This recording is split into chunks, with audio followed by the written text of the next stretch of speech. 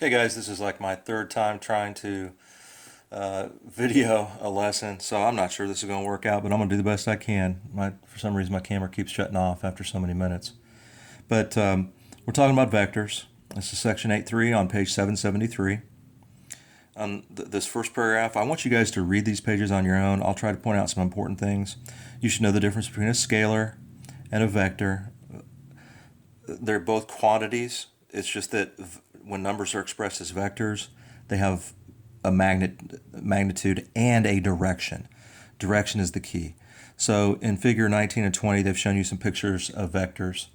And in the first picture, you can see that 10 pounds is represented by what we call a ray.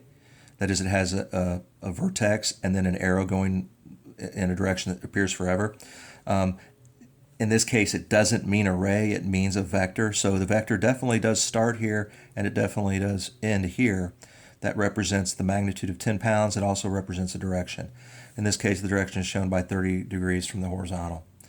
In picture 20, they talk about how you name vectors.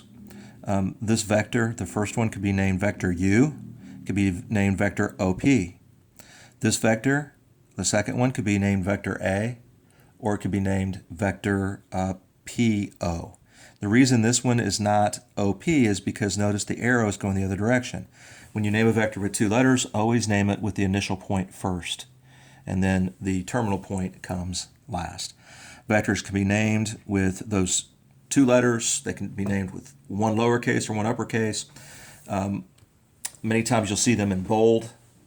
Other times, if they're not in bold, you may see them with an arrow on top. So those just are some basics. If you turn to the next page, page 774, I'll try to keep this so you guys can see things. The main thing is I'm going to be pointing out some pictures. So I really want to, even if you can't see the words, I want you to be able to see the pictures, and you can read the book on your own. In figure 21, they're talking about vectors that are equal. In order for two vectors to be equal, they have to have the exact same length, but they also have to have the exact same direction. So vectors A and B are equal. Vectors C and D are equal because they not only have the same length, but they're also going the same direction. What you'll notice is that in order for two vectors to be equal, they must be parallel. They talk about the fact that, hey, this blue vector A and this black vector F, even though they're going the same direction, this one has a smaller magnitude. So F cannot be equal to A, even though it has the same direction, it's parallel, it's not as long.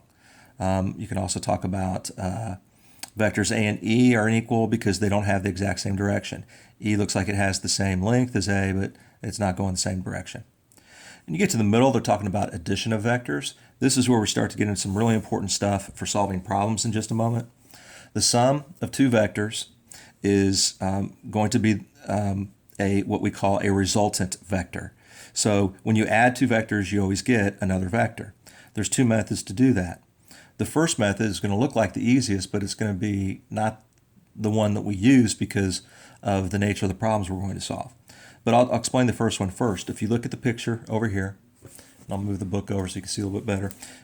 In figure A, and this is method one that they talk about here, you draw a picture of your initial vector, and then you notice where the initial point is and the terminal point. And so in this case, it's vector A, and we're going to add vector B to it by taking vector B's initial point and connecting it to the terminal point of vector A. And then we draw the rest of vector B, and we use the arrow. And then to get the result, the addition of these two vectors, what we call the resultant vector, and which is what you're going to be looking for in your assignment today, you're